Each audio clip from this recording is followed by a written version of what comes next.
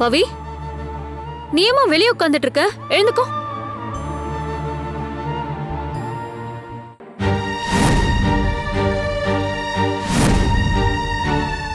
கதவு யாரு மூடினது பவி? கேக்குறேன்ல, என்னாச்சு பவி?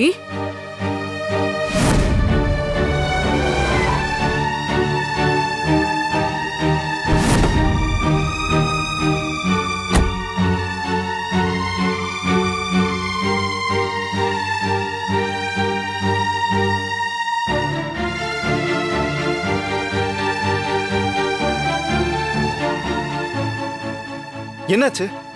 பவித்ரா ஏன் வெளியில இருக்கா? அதாங்க எனக்கும் தெரியல. நானும் இப்பதான் வெளியே இருந்து வரேன். பவி, என்னமாச்சு? ஏன் வெளியில இருக்க?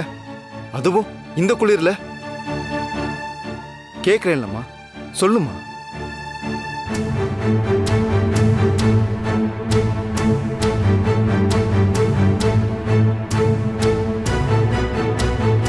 உனக்கு ஒரு முடிவு கட்டினாதான் சரியா வரும்.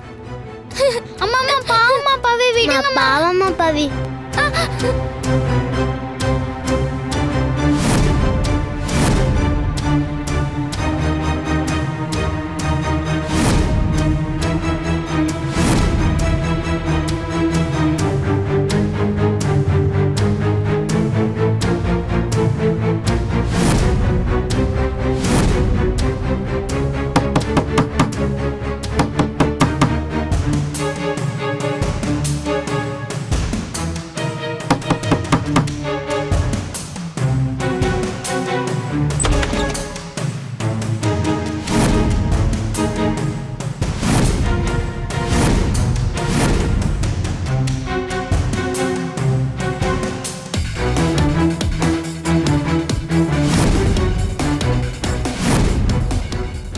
வழி விடுங்க. கதவை பூட்டுங்க. ஏன்னா நம்ம வீட்டு பிரச்சனை வெளியில தெரியக்கூடாதுல்ல.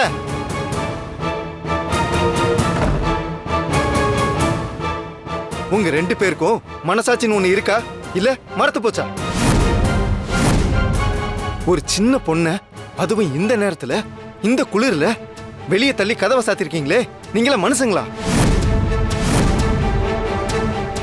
விடுங்க சித்தப்பா. நீ சும்மா இரு பவி. ஏன் உங்க 2 பேருக்கும் இதே வயசுல தானே பிள்ளைங்க இருக்காங்க. இதே மாதிரி அவங்கள வெளியில தள்ளி கதவை சாத்துனா நீங்க ஒத்துப்பீங்களா? இந்த வீட்டை 2ஆக்கி இருக்க மாட்டீங்க? டேய், போதும் நிறுத்துடா. அவளும் எங்க பசங்களும் ஒண்ணா உனக்கு? ஆமாமா, அவங்கெல்லாம் வானத்துல இருந்து குதிச்சிட்டாங்க. இவன் மட்டும் பாவம் பண்ணிட்டு வந்திருக்காள்ல. முதல்ல அவ என்ன தப்பு பண்ணா? அத்தைக்கு குணமாகணும்னு அவங்களுக்காக விரதம் இருந்து வேண்டுதல் செஞ்சிருக்கா. அதுக்கு போய் இப்படி பண்ணிருக்கீங்க. ஏன் ஜோதி, எனக்கு என் அக்காவுக்கும் அவங்க அத்தை, ஆனா உனக்கு அவங்க அம்மா தானே. நியாயமா நீதான் இதெல்லாம் செஞ்சிருக்கணும். நீ செய்யாததை பவி செஞ்சிருக்கா. அதுக்காக நீ சந்தோஷப்பட தேவையில்லை. அவளை கஷ்டப்படுத்தாம இருக்கலாம்ல. மனசுல ஈரம் இருந்திருந்தா நீங்க இப்படி எல்லாம் செஞ்சிருப்பீங்களா?